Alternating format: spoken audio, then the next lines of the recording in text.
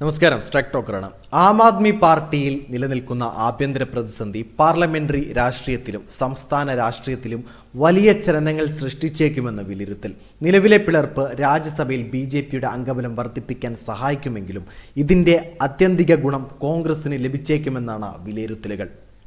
പഞ്ചാബിൽ ഭരണകക്ഷിയായ AAP നേരിടുന്ന വെല്ലുവിളികൾ കോൺഗ്രസിന് രാഷ്ട്രീയമായ മേൽക്കൈ നൽകുമെന്നാണ് വിവരങ്ങൾ.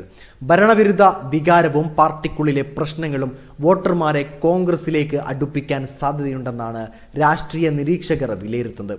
വരാനിരിക്കുന്ന തെരഞ്ഞെടുപ്പുകളിൽ കോൺഗ്രസിന് ഇതിന്റെ ഗുണം ലഭിച്ചേക്കാം.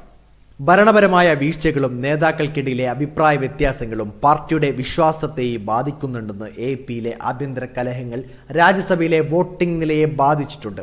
പാർട്ടിയിലെ ഐക്യമില്ലായ്മയും MP-മാരുടെ നിലപാടുകളും രാജ്യസഭയിൽ BJPക്ക് അനുകൂലമായ സാഹചര്യമുണ്ടാക്കും.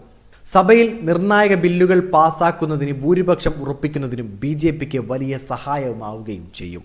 വരുന്ന നിയമസഭാ തെരഞ്ഞെടുപ്പിനുള്ളിൽ AAP ആഭ്യന്തര പ്രശ്നങ്ങൾ പരിഹരിക്കപ്പെട്ടിട്ടില്ലെങ്കിൽ കോൺഗ്രസിന് തിരിച്ചുവരവിന് അത് സഹായമായേക്കുമെന്നാണ് വിലയിരുത്തൽ. എന്നാൽ രാഘവ് ചദ്ദ അടക്കമുള്ള മുഖങ്ങളെ നിർത്തി പഞ്ചാബിൽ BJP കാലുറപ്പിക്കാനുള്ള ശ്രമത്തിലാണ്. AAPയുടെ തളർച്ച BJPയുടെ വളർച്ചയ്ക്ക് വഴിവെക്കുമെന്ന് കരുതുന്നവരുമുണ്ട്. ദേശീയ പാർട്ടി എന്ന നിലയിൽ വളരാൻ ശ്രമിക്കുന്ന AAPക്ക് ഇപ്പോഴത്തെ ആഭ്യന്തര തകർച്ച വലിയ തിരിച്ചടിയാണ്. AAPയിലെ നിലവിലെ സാഹചര്യം ദേശീയ തലത്തിൽ ഭരണകക്ഷിയായ BJPക്കും പഞ്ചാബിൽ പ്രധാന പ്രതിപക്ഷമായ കോൺഗ്രസിനും ഒരേപോലെ ഗുണകരമായി മാറുകയാണ്.